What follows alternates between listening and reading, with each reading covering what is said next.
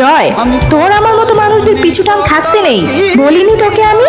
আজ তুই বড় ন্যায় অন্যায় বিশ্বাস ভরসার গুণগান গাইতে জানিস দেখি। সেদিন আমি আমার এই দুই হাতে তোর পেট ভরানোর জন্য রক্ত মাখা পয়সায় দুমুঠো চাল কিনে এনেছি।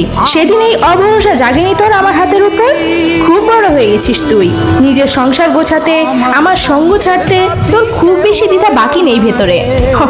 অথচ আমায় দেখেছিস, আমি আজও মোহহীন, সঙ্গীহীন, সংসারহীন, পরিচয় ও নামহীন। আমার একটা পরিচয় আছে, আমি তোর হামজা ভাই।